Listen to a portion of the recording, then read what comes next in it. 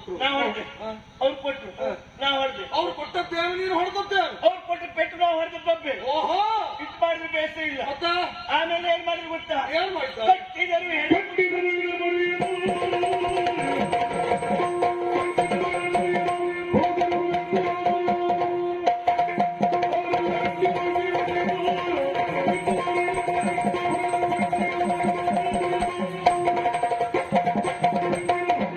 ಕಟ್ಟಿದರು ಸೇನೆ ಮತ್ತೆ ಕೆಳವಿದ್ದು ಕೆಳದಾಗ ತಲೆ ಎತ್ತಿ ನೋಡ್ತೀನಿ.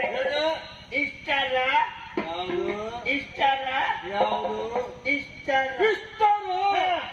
ಅದರೊಂದು ಹೆಣ್ಣಿದ್ದು ಹೆಣ್ಣು ಅವಳು ನೋಡ್ತೇನೆ. ಚಿಕ್ಕ ಪ್ರಾಯದಿ ಮೆರೆವಳು. ಚಿಕ್ಕ ಪ್ರಾಯ, ಚಿಕ್ಕ ಪ್ರಾಯದಿ ಮೆರೆವಳು, ಚಿಕ್ಕ ಪ್ರಾಯದಿ ಮೆರೆವಳು, ಹೃದಯ ರೂಪಕ್ಕೆ ಬಂದಿರುವವಳು, ಹೃದಯ ರೂಪಕ್ಕೆ ಬಂದಿರುವವಳು, ನಿಮ್ಮ ಗೆಳಲು, ನಿಮ್ಮ ಗೆಳಲು, ಭುಜಬಲದೆ ಚಿಕ್ಕ ಪ್ರಾಯದಿ ಮೆರೆವಳು, ಚಿಕ್ಕ ಪ್ರಾಯದಿ ಮೆರೆವಳು.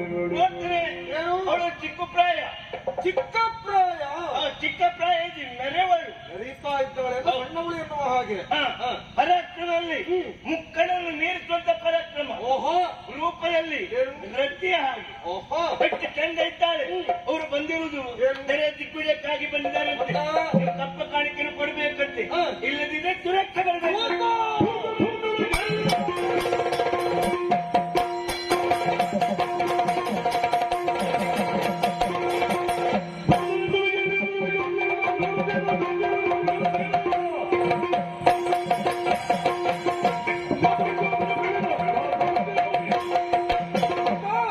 ಆಶ್ಚರ್ಯವೇ ಆಗುತ್ತಾ ಉಂಟು. ನಮ್ಮ ಈ ನಗರಕ್ಕೆ ಹೆಣ್ಣೊಬ್ಬಳು ಬಂದಿದ್ದಾಳೆ, ಅದರಲ್ಲೂ ಚಿಕ್ಕ ಪ್ರಾಯದಲ್ಲಿ ಮೆರೀತಾ ಇದ್ದಾಳೆ ಎನ್ನುವ ಹಾಗೆ ಇದೆ. ಆಶ್ಚರ್ಯ ಯಾವುದಕ್ಕೆ ಗೊತ್ತಾ? ಅವಳು ಹೆಣ್ಣು ಅಂತ ಹೇಳಿದ್ಯಲ್ಲ, ಇದು ನೀತಿಯ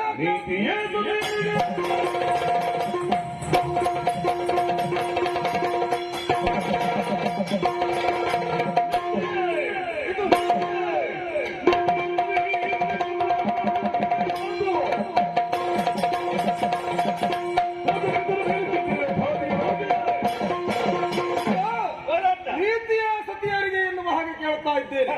ಹೆಣ್ಣೊಬ್ಬಳು ವೀರವೆಚ್ಚೆಯನ್ನು ಬಿದ್ದುಕೊಂಡು ಇಲ್ಲಿಯವರೆಗಾಗಿ ಬಂದು ನಮ್ಮಲ್ಲಿ ಹೋರಾಟವನ್ನು ಕೊಡ್ತಾಳೆ ಅಂತಾದ್ರೆ ನಾವೇನು ಕಡಿಮೆಯೋ?